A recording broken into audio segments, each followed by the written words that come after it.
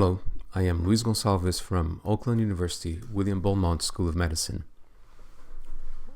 In this presentation, we are going to review the prenatal diagnosis of skeletal dysplasias. These are my disclosures.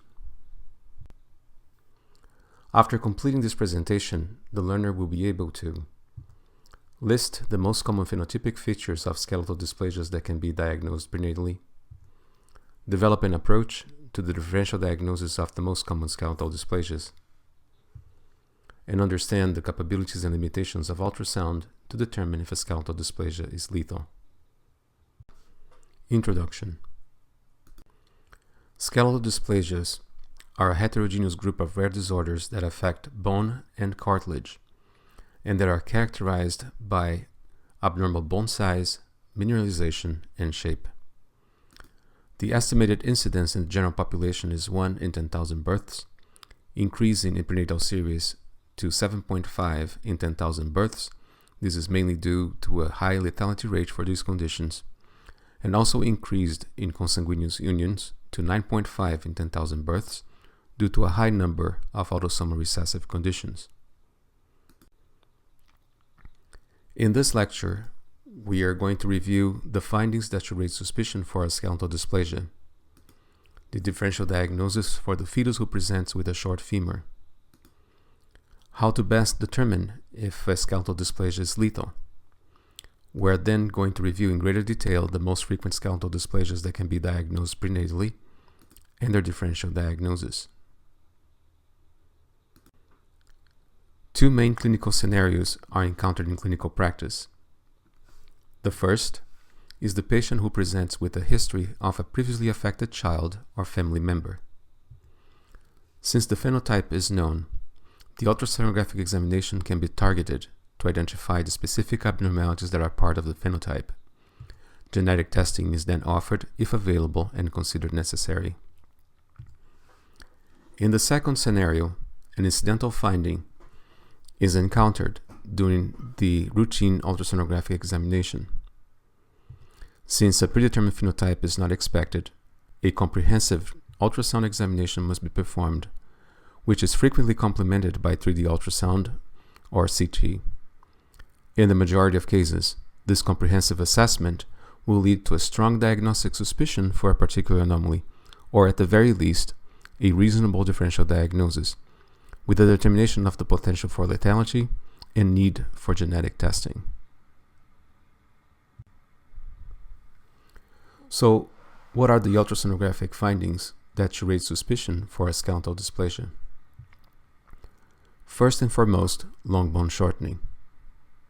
This finding should trigger a detailed and comprehensive examination of the skeleton, searching for bone deformities such as bowing, a determination of the degree of mineralization of the fetal skeleton, and a search for fractures, a detailed evaluation of the thorax, including rib morphology and biometry, to establish with reasonable certainty if there is thoracic hypoplasia, a careful search for malformations of the spine, pelvic bones, clavicles, and scapula, including measurements as appropriate, and finally, a careful assessment of the cranial bones, searching for premature or delayed closure of the sutures and fontanelles.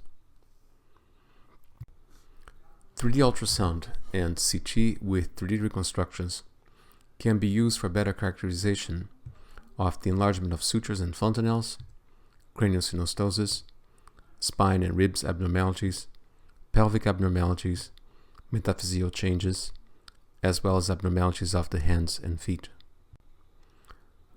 Regarding fetal MR, its role is not firmly established in skeletal dysplasias.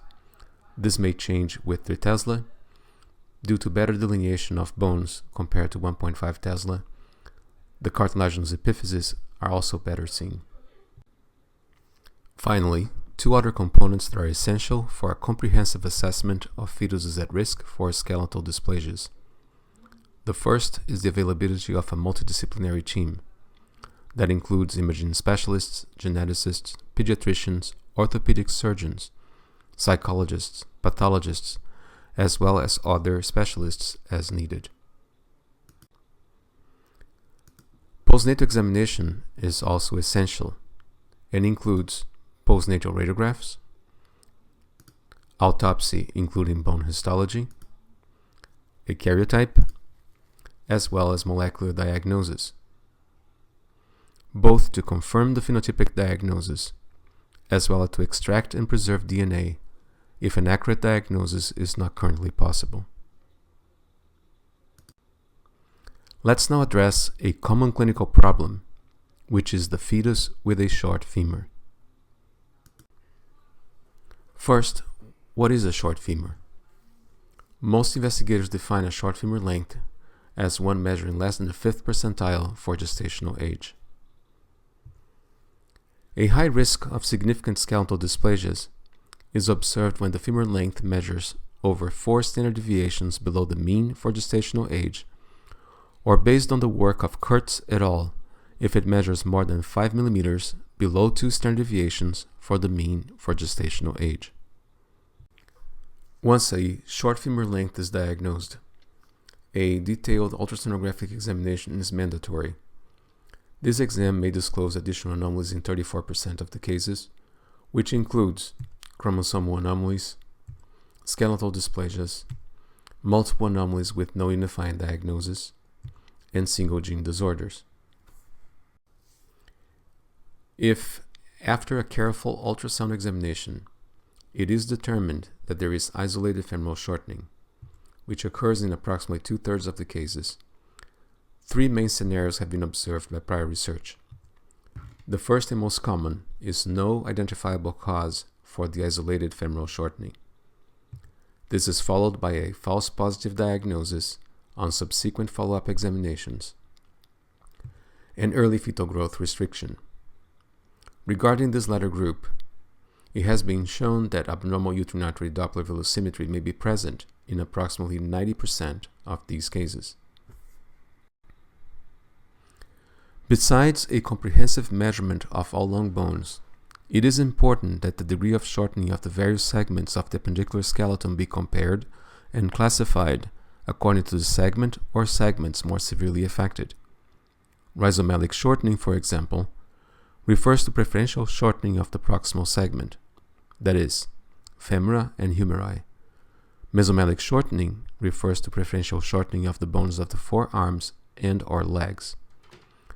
Micromelic shortening refers to severe shortening affecting both segments. In acromelic shortening, the bones of the hands and feet are more severely affected. Predicting lethality. The best predictor of lethality is an accurate diagnosis. If this is not possible, the common pathway for lethality in skeletal dysplasias is lung hypoplasia. This in turn is related to the presence of a small chest. Several biometric parameters, as listed on this slide, as well as ratios between biometric parameters, such as chest circumference to abdominal circumference ratio, femur length to abdominal circumference ratio, have been proposed to predict lethality. However, no single parameter is 100% sensitive or specific. A review of the literature shows that one of the most commonly cited parameters, the femur length to abdominal circumference ratio, although relatively sensitive, has a false positive ratio that ranges from 15% to 35% in the most recent studies. Similarly, the chest circumference to abdominal circumference ratio is also associated with a false positive rate that ranges between 15% and 25%. When in doubt, use multiple parameters to improve the diagnostic accuracy. It is important to avoid a false positive diagnosis of lethality, particularly for fetuses with isolated short bone measurements. The right lung diameter proposed by Merce in 1999 is simple, underutilized, but also fraught with lack of specificity that has been reported as 15% in a study performed in 2006. What about volumetric measurements by 3D ultrasound? Similar performance compared to 2D methods, with the disadvantage of being time-consuming. Let's now talk about skeletal dysplasias. Skeletal dysplasias are a group of complex and heterogeneous disorders that affect bone development and growth, resulting in alterations of bone size, shape, density, and/or integrity. The prevalence is 1.1 to 2.4 in 10,000 births. Now let's dig more into the phenotypes of the most common skeletal dysplasias. This is really not an easy task, as 436 different skeletal dysplasias have been listed in the last classification of genetic skeletal disorders. These disorders are currently grouped in 42 groups, with a large number of them with a molecular defect known. For the interested reader, the reference for the classification is provided at the bottom of the slide. The task of the prenatal imager, which is to provide a reasonable differential diagnosis for such a large number of skeletal disorders, is massive and can be likened to assembly a very difficult puzzle.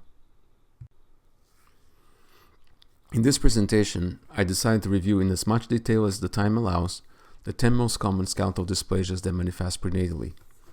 The first 5 on this slide, thanatophoric dysplasia, osteogenesis imperfecta type 2, achondrogenesis type 2, campomelic dysplasia, and short rib dysplasias, respond to approximately 40 to 60% of the cases that are diagnosed prenatally. The other 5 in this second slide are less frequently seen prenatally, but still among the 10 most common. These include achondroplasia, chondroectodermal dysplasia, asphyxiating thoracic dysplasia, chondrodysplasia punctata, and diastrophic dysplasia.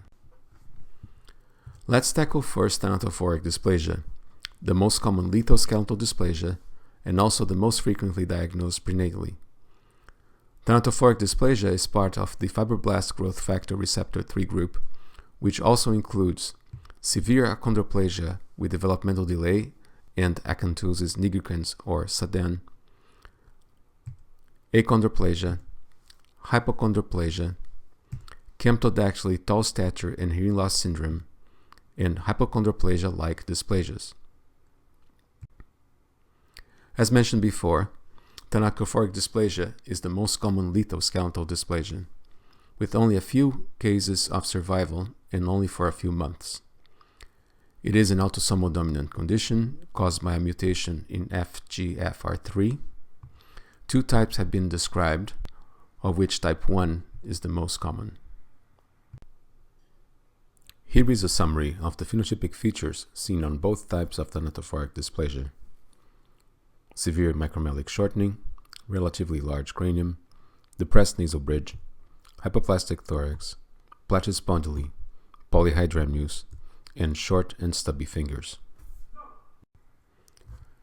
Type 1 is the most common type of thanatophoric dysplasia. Is characterized by short and bold femora given the classic telephone receiver appearance. There is macrocephaly, but not cloverleaf skull. This type is caused by 2 common FGFR3 mutations, as listed on this slide. These are frontal and lateral postmortem X-rays of a fetus with thanatophoric dysplasia type 1. Note here the severe micromelia, the characteristic French telephone receiver femur, the narrow thorax with short ribs, the flat acetabula, and severe flattening of the vertebral bodies of the spine with increased intervertebral disc spaces. This is known as plateau spondyli.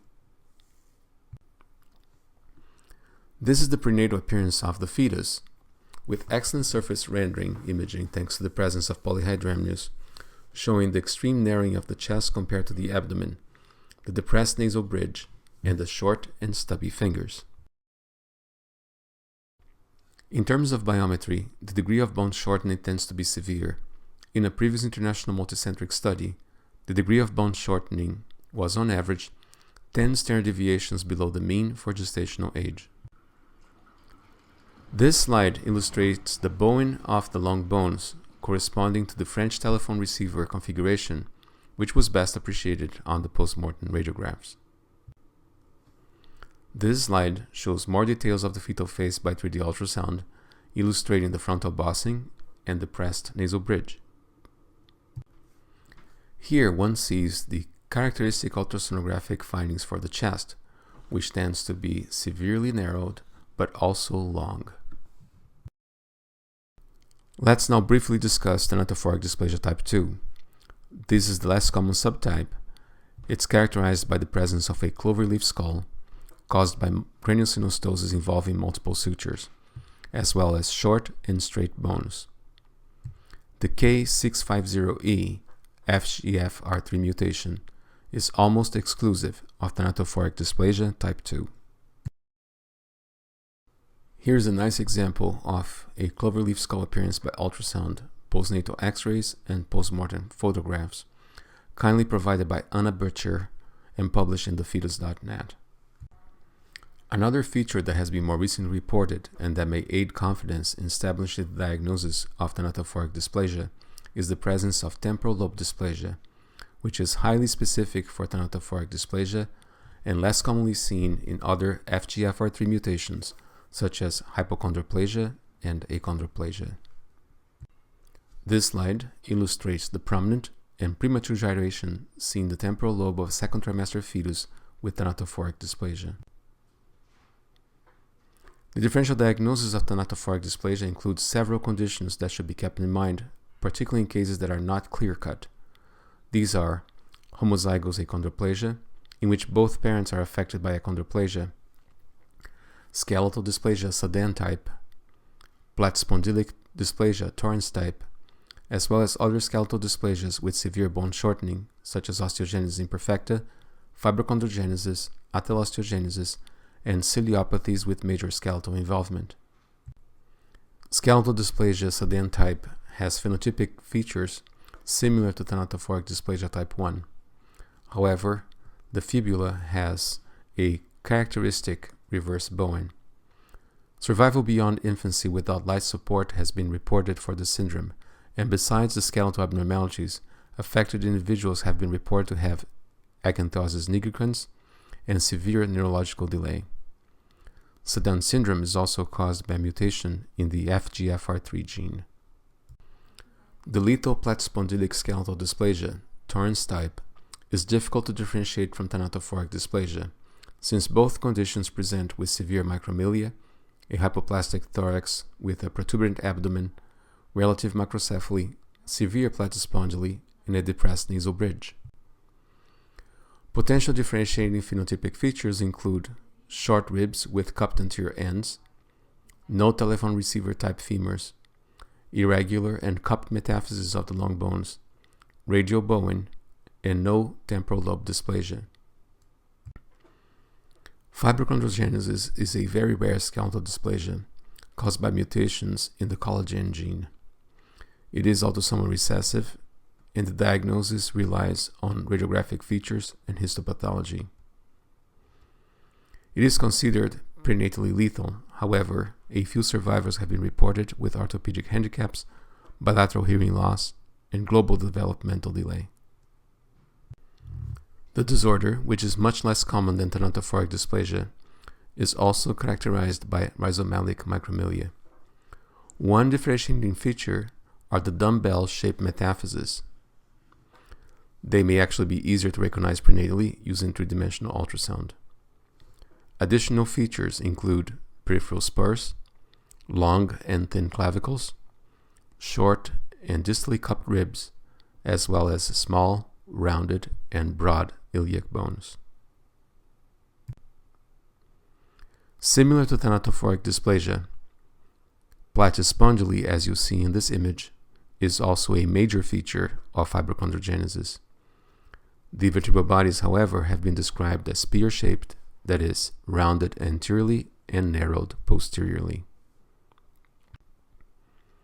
Sagittal midline clefts, also known as butterfly vertebrae, and decreased ossification of the vertebral bodies of the cervical spine are additional features of fibrochondrogenesis. Now let's see how some of these features that were nicely seen in the postmortem x-rays can be identified by prenatal ultrasound. The image on your left shows a short femur and a short humerus with metaphyseal flaring. This is best seen for the humerus here. As I mentioned before, both of these features may be better seen by 3D ultrasound, since it will overcome the posterior shadowing artifact seen in these images. The image on the right side shows platyspondyle. Note the flat vertebral body and the increased intervertebral disc space seen here. The next condition that is part of the differential diagnosis of thanatophoric dysplasia is atelosteogenesis, particularly types 1 and 3. These are sporadic autosomal dominant conditions caused by mutations in the filamin beta gene. The phenotype is characterized by severe limb shortening and bowing, thoracic hypoplasia, hypertelorism, and facial features including flat nasal bridge and micrognathia. Please note that atelosteogenesis also presents with dislocations that can involve multiple joints, including hips, knees, elbows, and feet. Type 1 is lethal and more severe than type 3. Absence of various long bones is common, particularly the fibula. The femur and humerus are hypoplastic and taper distally. Similar to thanatophoric dysplasia, platyspondyle is also a feature of atelosteogenesis. However, the vertebral bodies in atelosteogenesis may have coronal clefts. The thoracic vertebra may be incompletely ossified, and brachydactyly is also an additional feature. Here's an example of atelosteogenesis type 1 published by Ueno and colleagues in prenatal diagnosis. The image on your right shows incomplete calcification of the vertebral bodies of the distal thoracic and lumbar vertebrae, thoracic platyspondyle, a narrow thoracic cage, and absence of the humerus and fibulae.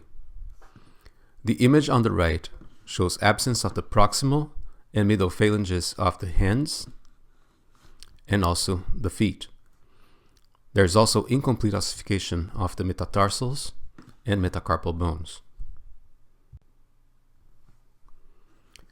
This image is a 3D volume render CT of a fetus with atelosteogenesis type 3. It shows hypoplastic vertebrae with platyspondyle and hypoplastic iliac wings with vertical block-like ischia. Limb abnormalities include short, curved, and distally tapering femora, bold tibiae, and absent fibula. The humerus is also short and tapers distally. Atelosteogenesis type 2 is an autosomal recessive condition caused by mutations in the DTDST gene, which is the same gene involved in diastrophic dysplasia and achondrogenesis type 1b. A hitchhiker thumb is a common phenotypic feature of these three conditions.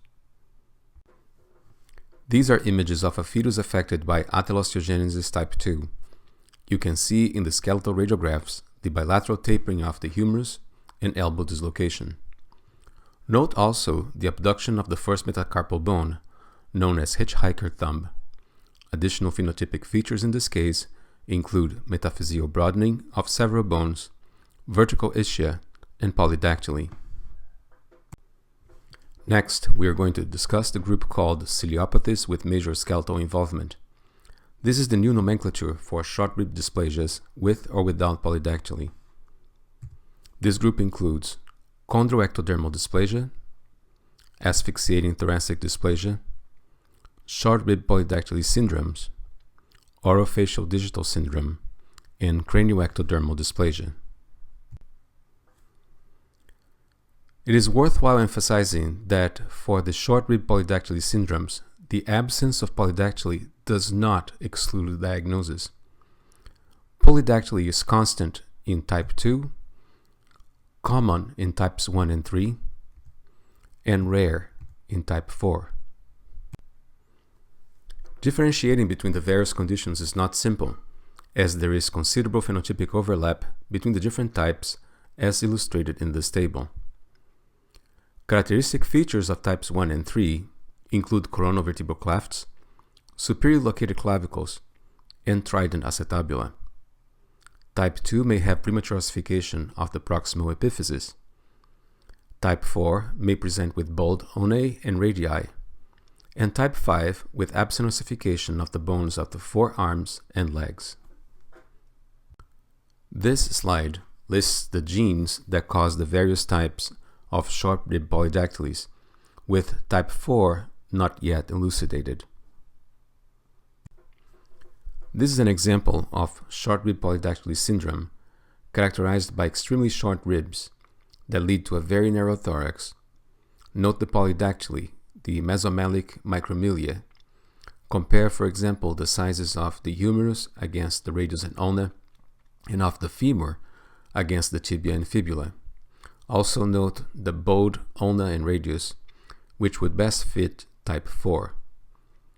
Also note the small scapula and pertinent negatives, no coronal clefts, and no premature epiphyseal ossification. This is another example of short rib polydactyly syndrome, diagnosed by prenatal ultrasound and characterized by mesomellic micromelia, extremely short ribs and narrow thorax, and polydactyly. Another disease which is part of the ciliopathies with major skeletal involvement is asphyxiating thoracic dysplasia, also known as Jeune syndrome. This is an autosomal recessive syndrome that can be caused by several different mutations and is characterized by three main phenotypic features. Number 1, a narrow and bell-shaped thorax with short, broad, and horizontal ribs. Second, mesomellic shortening of the long bones with mild bowing and metaphyseal spurs. And third, trident appearance of the acetabular roof. Additional phenotypic characteristics include ossification of the proximal epiphyseal center of the femur in 2/3 of the cases, bicycle handlebar appearance of the clavicles, brachydactyly, and in 10% of the cases, postaxial polydactyly. This is an important point since the main differential diagnosis for asphyxiating thoracic dysplasia is chondroectodermal dysplasia, and this latter disorder features polydactyly in 100% of the cases. Two other traits which bear prognostic implications are dysplastic kidneys that lead to renal failure in childhood and need for renal transplant, as well as Joubert syndrome, which is characterized by abnormalities involving the cerebellar vermis and brainstem, hypotonia, episodes of unusually slow or fast breathing, and abnormal eye movements. So here's an AP view of the body of a baby with asphyxiating thoracic dysplasia. Here you can appreciate the narrow, bell-shaped thorax with short, broad, and horizontal ribs, the mesomellic bone shortening with mild bowing, and the trident acetabular roof. In addition, the clavicles have the appearance of a bicycle handlebar, and the proximal epiphyses of the femur are prematurely ossified.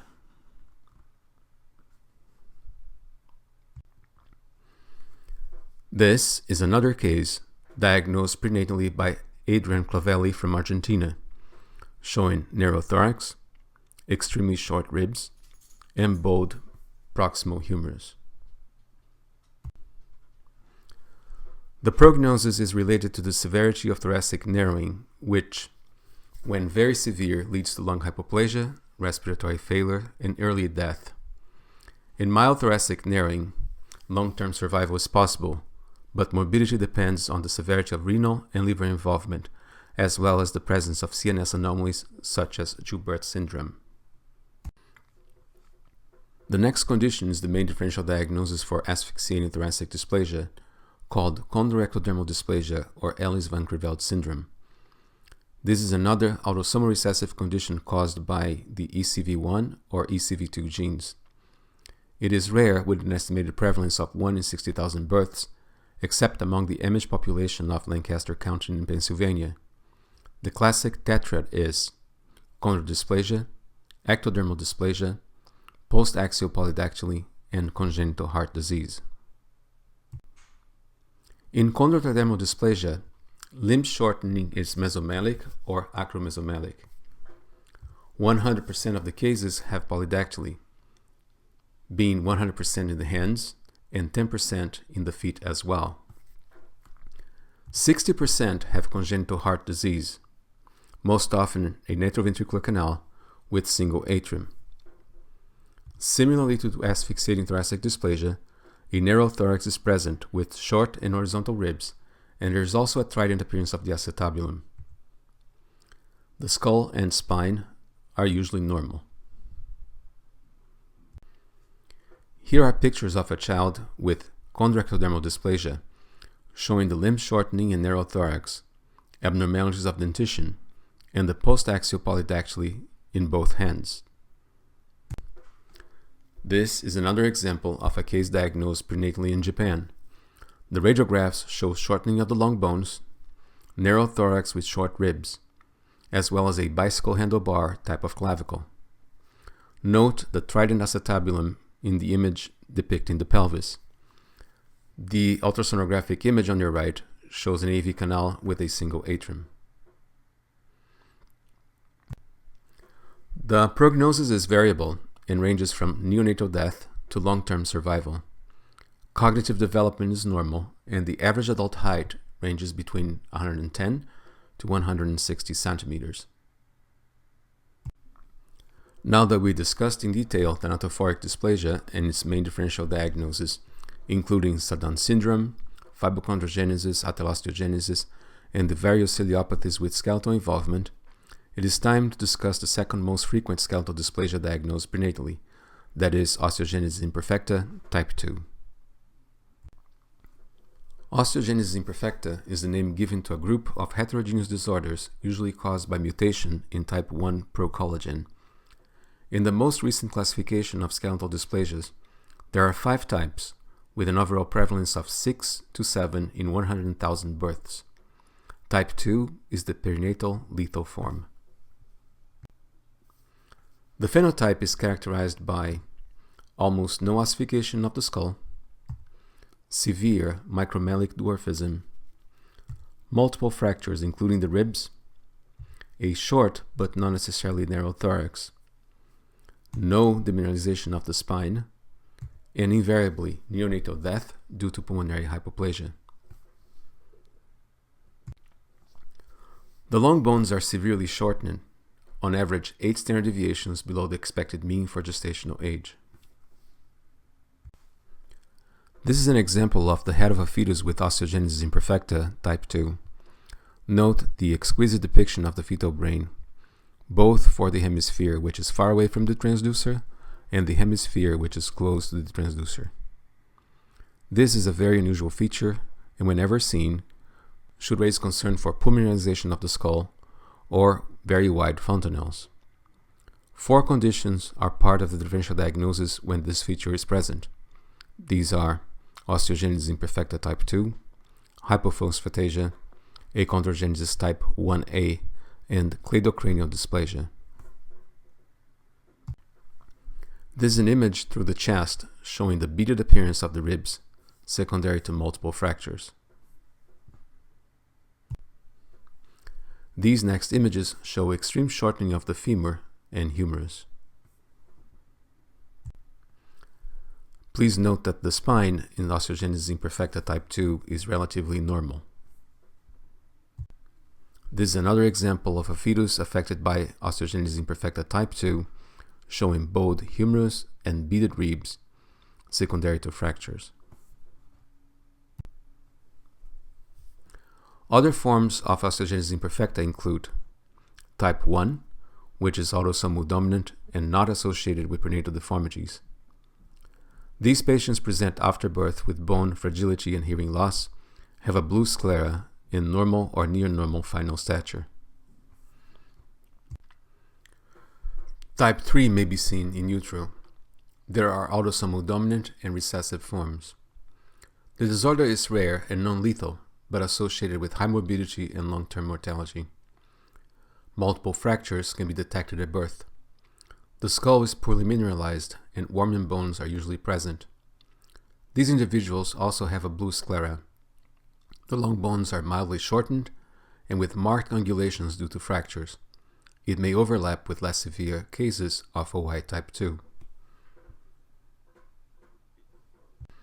Because of the overlap with osteogenesis imperfecta type 2 in some cases, type 3 is the second most important type of OI in terms of prenatal diagnosis, manifesting at birth by bowed long bones with almost normal length, neonatal fractures with trivial handling of the newborn, and rib fractures that may lead to death in the first weeks or months of postnatal life. The majority of affected individuals will require ambulation assistance and/or wheelchair. Type 4 may also be autosomal dominant or recessive, and it is the mildest form. Long bones appear normal, and so does the sclera. There is mild to moderate osseous fragility. Femoral bowing may be present at birth, and 25% of the newborns may present with fractures. In OI type 5, there is moderate to severe bone fragility, predisposition to hyperplastic calluses, and the interosseous membrane of the forearm may be calcified. Obviously, these are features that are very unlikely to be seen prenatally. The differential diagnosis for osteogenesis imperfecta includes those disorders characterized by macromelik limb shortening, bowing or demineralization, including thanatophoric dysplasia, hypophosphatasia, cleidocranial dysplasia, achondrogenesis, and campomelic dysplasia. Let's now see an example of a case included in this differential diagnosis. This is a transverse section of the fetal brain of a fetus examined in the second trimester. The hemisphere proximal to the transducer is unusually well seen. As mentioned before, whenever this is seen, 4 conditions should come to mind. Number 1, osteogenesis imperfecta. Number 2, hypophosphatasia. Number 3, achondrogenesis type 1A. And number 4, cleidocranial dysplasia. Let's look at the next images. This image shows transient depression of the skull with gentle transducer pressure applied to the maternal abdomen. Here's the humerus of the fetus, which appears short and with a distal spur. The radius and ulna are bowed. The ribs appear almost normal in this 3D render view. However, the distal aspects are kind of faint and with a few lucencies that I thought could represent fractures. Although the vertebral bodies are well seen in this case, the pedicles of the thoracolumbar spine are not well seen. Our main consideration was hypophosphatasia with the differential diagnosis of osteogenesis imperfecta type 2. These are post-mortem radiographs of the fetus showing multiple fractures involving the radius, ulna bilaterally, left humerus, as well as short and long bones. The pedicles of the spine are poorly mineralized, which will not happen in OI type 2. Also note the gracile and faint endings of the ribs. On the left side inferiorly, it almost seems as if the ribs have been erased, a feature that has been described for hypophosphatasia. Also note the substantial lack of ossification of the calvarium. On the right image, there is a flame-like lucency in the proximal metaphysis of the bone. This feature has also been described for hypophosphatasia. The final diagnosis in this case was hypophosphatasia. Hypophosphatasia is a rare autosomal recessive condition characterized by low levels of alkaline phosphatase in tissues, which in the case of bones lead to demineralization. There are 6 subtypes: a perinatal lethal form, a prenatal benign form, an infantile, childhood, adult, and odontophosphatasia. The perinatal lethal form, as shown in the previous case, is characterized by a markedly demineralized skull, also known as caput membranaceum, and the main differential diagnoses are osteogenesis imperfecta and achondrogenesis type 1A. In the spine, there may be absent ossification of the vertebral bodies, particularly in the thoracic region, with sharp demarcation with the ossified vertebra. The posterior elements may be more unossified. The ribs tend to be short, thin, and with unossified ends. The long bones may have cup metaphysis, similar to rickets. In fact, some authors tend to think of hypophosphatasia as, quote, bed rickets, unquote. A prominent lucency may be seen extending from the metaphysis to the diaphysis. This was shown in the prior image.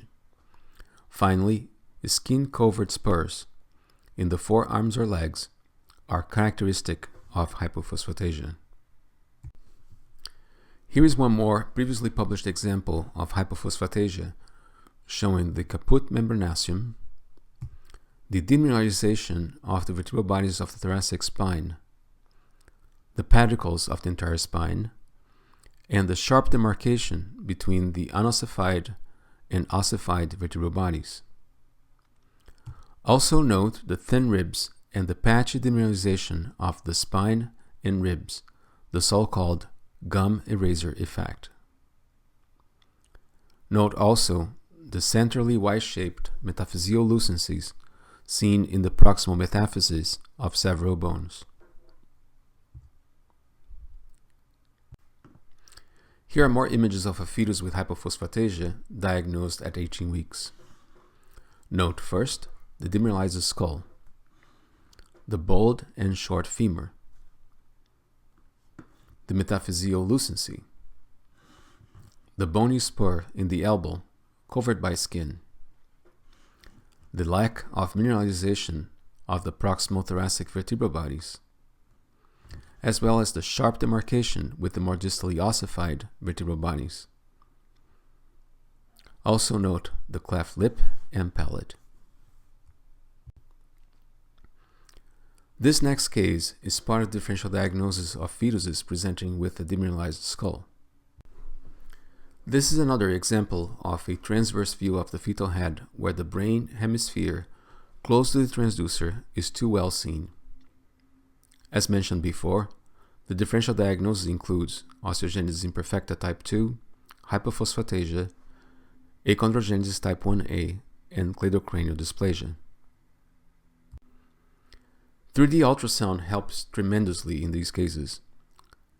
On B, you see an anteroposterior projection of the fetal face rendered using the maximum intensity projection mode, or MIP. Note the widened metopic suture. On C, note the wide coronal suture leading to the temporal fontanelle. In cases such as this, I'm beginning to think more like cleidocranial dysplasia, and the next images I would like to see are those of the clavicles. So here we are. On A, B, and C, you have transverse, sagittal, and coronal views of the chest with the reference dot at the level of T2. The arrowheads on A highlight diminutive clavicles. This is the postnatal X-ray confirming the finding. These are the skull X-rays confirming the widened fontanelles, but also showing demineralized bones, as well as Warmian bones. Cleidocranial dysplasia is an autosomal dominant condition caused by mutations in the gene RUNX2. The prevalence is 1 in 200,000 births.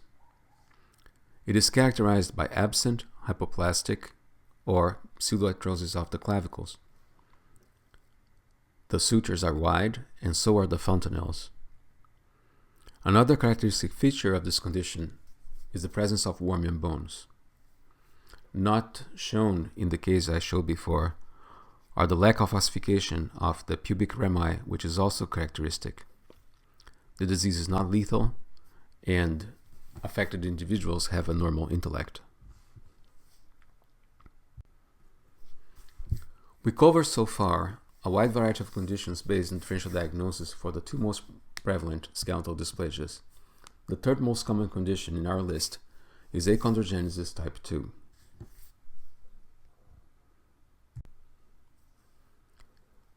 Achondrogenesis is a skeletal dysplasia with the most severe degree of limb shortening. It is uniformly lethal and should be suspected when 3 of the following phenotypic traits are seen: severe micromelia, macrocephaly with varying degrees of skull mineralization, and demineralization of the spine. This is data from a multicentric study that I performed working as a fellow for Dr. Philippe Gentil in 1992 that shows that the femur length in achondrogenesis is, on average, 11 standard deviations below the mean for gestational age, ranging from 4 to 17 standard deviations. Currently, achondrogenesis is classified into 3 different types.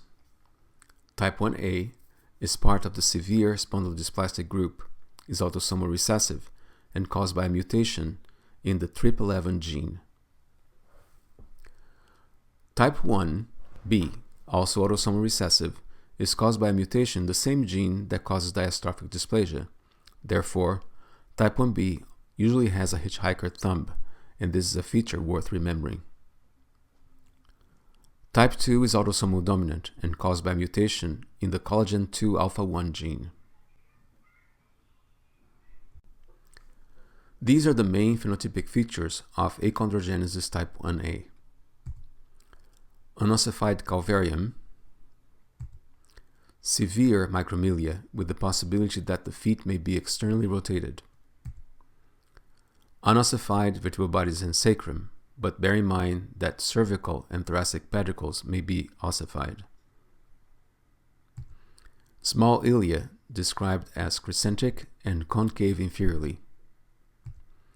Poor ossification of the pubis and ischium.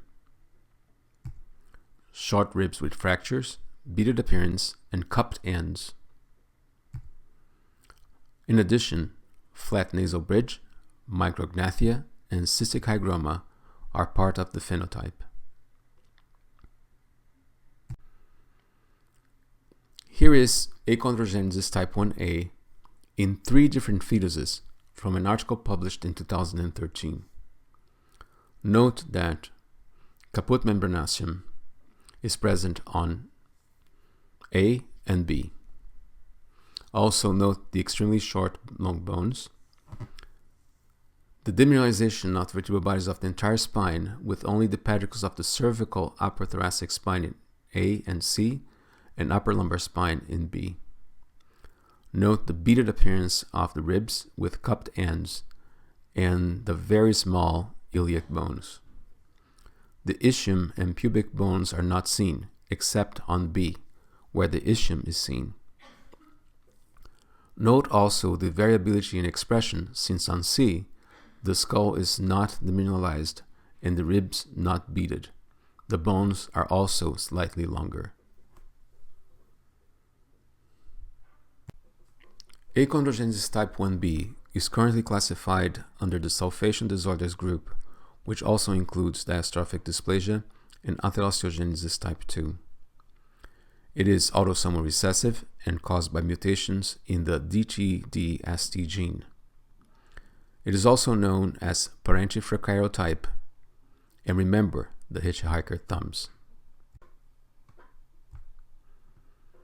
In achondrogenesis type 1B, the skull is ossified, the bones are extremely short, and there is also club feet.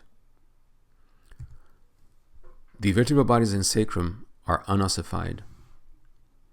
The interpedicular distances of the cervical and lumbar spine are usually widened, giving the spine the appearance of a cobra head when seen from a frontal projection. The iliac bones are small, crescentic, and concave inferiorly. The pubis and ischia are unossified.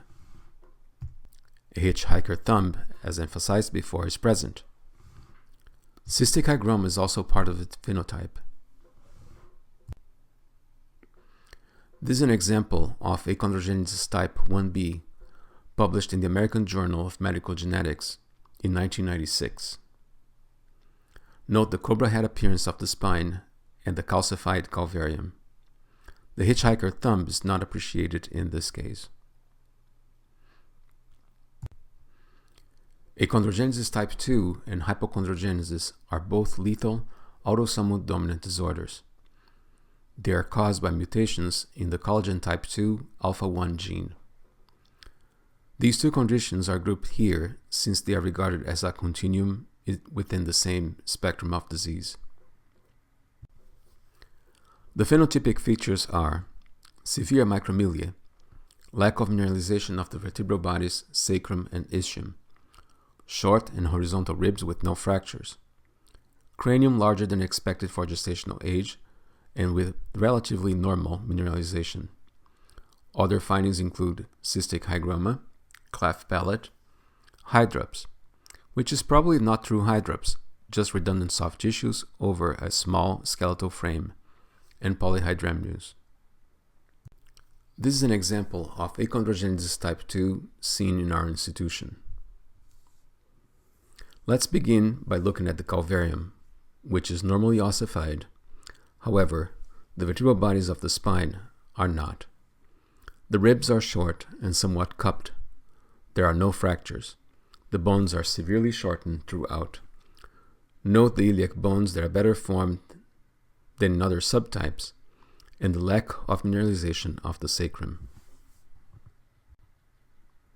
On the lateral view, note the flat facial profile, the flipper-like appearance of the extremities, particularly striking for the upper extremity where the bones of the hand are proportionally larger than the humerus, radius, and ulna together.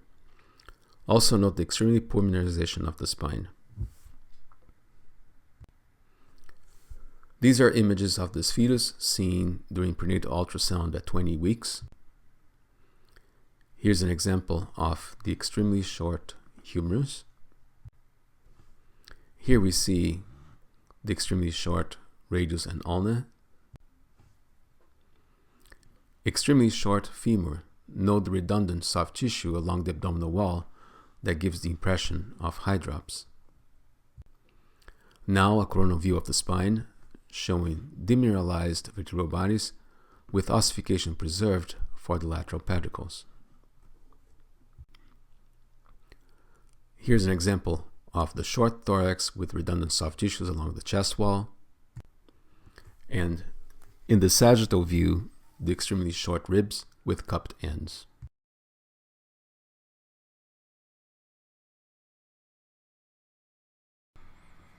The cystic hygroma is better appreciated in this transverse view of the fetal neck. The differential diagnosis for achondrogenesis, therefore, includes all disorders characterized by severe limb shortening and bone demineralization, such as osteogenesis imperfecta type 2, hypophosphatasia, Schnecken-Banken dysplasia, and Grabe's syndrome. If a hitchhiker thumb is present, also consider diastrophic dysplasia and atherosteogenesis in the differential diagnosis. The next condition we're going to discuss is campomelic dysplasia. Campomelic dysplasia is a rare autosomal dominant condition that's almost always lethal. It's caused by the SRY-Box9 or SOX9 gene mutations.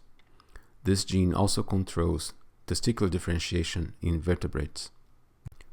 Sex reversal is an important feature of campomelic dysplasia, occurring in 75% of male fetuses affected by the condition. This is due to the SOX9 gene mutation, as previously described, and these fetuses may present with either female or ambiguous genitalia. Let's now review the phenotype, beginning with the limbs. The femur is symmetrically shortened and bowed, approximately 5.5 standard deviations below the mean for gestational age, and with mild anterolateral angulation of the proximal third. The distal third of the tibia is anterolaterally angulated as well. The fibula is hypoplastic. The feet are clubbed. Regarding the upper extremities, there is either mild shortening or normal length and no bowing. This is an example of a fetus with campomelic dysplasia, showing bilateral and symmetric bowing of the proximal third of the femur and distal third of the tibia. The three-dimensional rendered image is produced using maximum intensity projection for comparison purposes. Note the relatively upper normal extremities in the radiograph. The phenotypic features affecting the thorax are also important and include hypoplastic scapulae, a narrow and bell-shaped thorax, and frequently 11 rib pairs. The majority, but not all, of the fetuses die in the neonatal period from pulmonary hypoplasia.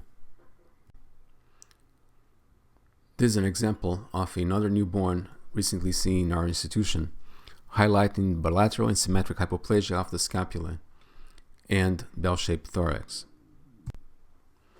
Regarding the spine and pelvis, the cervical spine is hypoplastic with poorly mineralized vertebrae. The thoracic spine is characterized by demineralization of the pedicles and the pelvic area by hip dysplasia. In this image, the vertebral bodies of the cervical spine appear diminutive, particularly in the upper cervical region. The pedicles of the thoracic spine, particularly on the left side, are also poorly seen. This is an image of the pelvis of a newborn with campomelic dysplasia, highlighting the dysplastic acetabula with subluxed hips.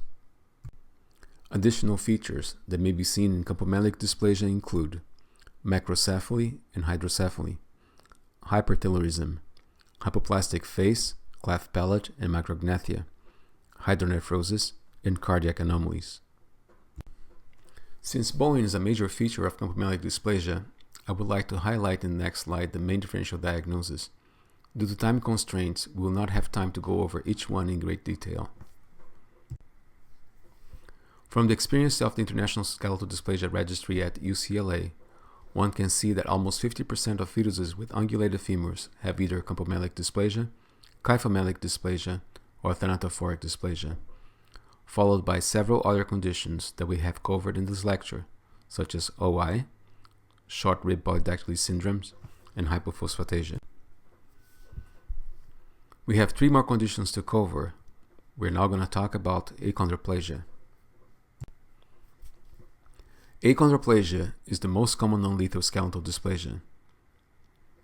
It is characterized by mild rhizomelic limb shortening. Although it is the most common skeletal dysplasia, prenatal diagnosis is extremely difficult because the phenotype tends to express mostly towards the end of pregnancy. This is illustrated by this slide, showing the growth pattern of the femur in fetuses with achondroplasia. Note that up to 24 weeks, the femur length may be within normal range.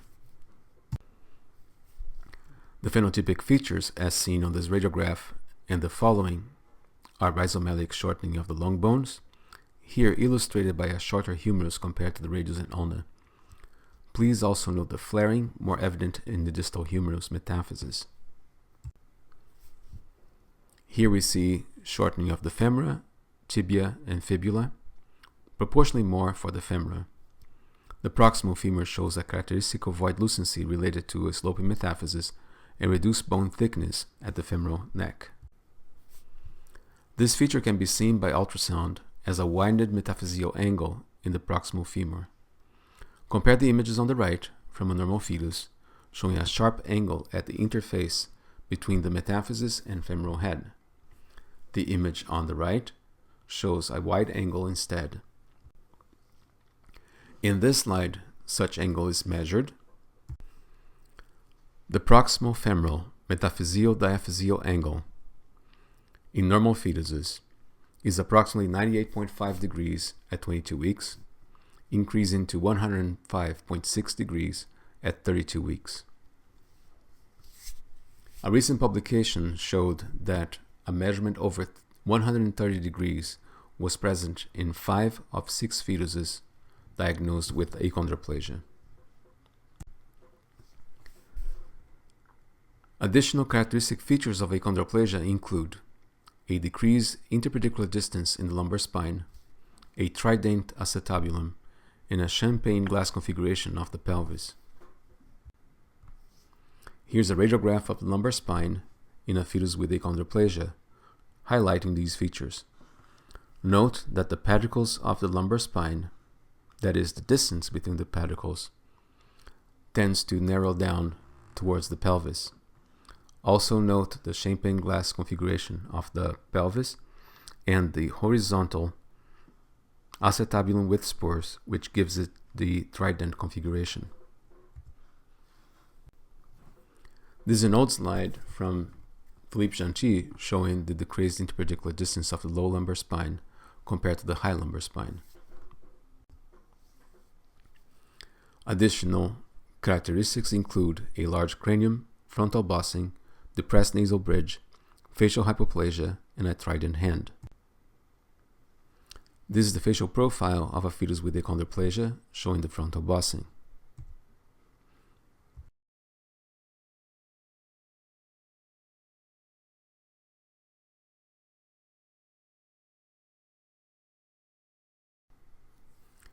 And here is the trident hand, defined as short, stubby fingers with separation between the middle and ring fingers. That occurs because the relatively high proportion of soft tissue is present compared to the bones between the fingers. In terms of outcome, the heterozygous form has normal mental and sexual development with life expectancy similar to the normal adult. However, there are morbidities associated with achondroplasia, including a narrow craniocervical junction that may lead to brainstem compression, lumbar spine stenosis, and obesity. The homozygous form is uniformly lethal. The phenotype is similar to thanatophoric dysplasia. When both parents have achondroplasia, there is 25% chance of homozygous achondroplasia, 25% chance of a normal child, and 50% chance of heterozygous achondroplasia. Hypochondroplasia is a similar condition with milder radiographic findings when compared to achondroplasia. The differentiation is mainly based on clinical and radiologic criteria. It is an autosomal dominant condition. However, it is not always caused by FGFR3 mutations. Narrow interpedicular distance of the lumbar spine is present. However, a trident hand is typical of achondroplasia, not hypochondroplasia. The next disorder is chondrodysplasia punctata. The defining feature of chondrodysplasia punctata is stippling, which is defined as an aberrant calcium deposition in cartilage during endochondral bone formation. Additional common features of this group of genetic heterogeneous disorders include maxillofacial hypoplasia and various degrees and patterns of limb shortening. This group includes all of these conditions with various forms of genetic inheritance. This is a recent case from our institution showing flattening of the facial profile, a small nose, and hypertelorism. The 3D rendered image of the fetal face shows these characteristics to greater advantage. The baby unfortunately died after birth. Indeed, diagnosis was only made after birth when we recognized the stippling of the proximal femora and calcaneus. In retrospect, these stippled calcifications could be seen in the femoral head. Note the femur here, the head of the femur with stippled calcifications. These are also highlighted in the still image. The rhizomelic types are autosomal recessive and characterized by rhizomelic shortening, affecting the humerus more than the femur, stippling involving the proximal more than distal humerus, great femoral trochanters, patella, ischium, pubis, sacral ala, tarsus, carpus, sternum, and laryngeal cartilages. Metaphyseosplaying and irregularities, particularly at the knees.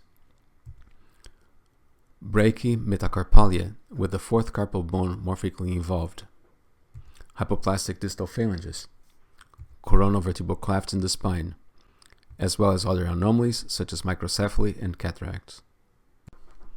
The brachytelephalangic type, or CDPX1, is X-linked recessive and therefore affects males. There is no limb asymmetry. The distal phalanges are hypoplastic. The proximal phalanges, metacarpals, and metatarsals are short. Stippling is seen in the tarsal bones and long bones, vertebrae, hips, costochondral junctions, hyoid bone, and tracheal cartilage. Mild plexus is observed in the spine, along with coronal and sagittal vertebral body clefts. CDPX2 is X-linked dominant and mainly affects females. It is lethal in males. It is characterized by asymmetric rhizomelia and sometimes bowing, scoliosis, flexural contractures of the hips and knees, clubfoot, and generalized stippling. Other abnormalities include polyhydramnios, Dandy-Walker spectrum malformation, cataracts, and skin abnormalities. The prognosis for the most severe forms is lethal, with death observed in the neonatal period or by the age of 2 years. Respiratory complications are the leading cause of death. Milder phenotypes may have better prognosis. The main differential diagnosis for chondrodysplasia punctata is warfarin embryopathy, which is considered a phenocopy of CDPX1. Cerebral and internal organ hemorrhage favor warfarin embryopathy. The differential diagnosis, however, is much broader than that and includes several other conditions listed in this slide. The last condition we'll discuss is diastrophic dysplasia. This is an autosomal recessive condition caused by mutations in the DTDST gene, which is highly prevalent in Finland with a carrying frequency of 1 to 2%. The disease is not uniformly lethal. The sulfation disorder group, as mentioned earlier, also includes achondrogenesis type 1b and atherosclerogenesis type 2. Hitchhiker thumb is a well-known phenotypic feature of all these three conditions. The phenotype is characterized by rhizomelic micromelia, scoliosis, multiple joint contractures and subluxations, ulnar deviation of the fingers, the aforementioned hitchhiker thumb, and occasionally cleft palate, micrognathia, and cardiac anomaly. This is an example of the hitchhiker thumb commonly seen in diastrophic dysplasia.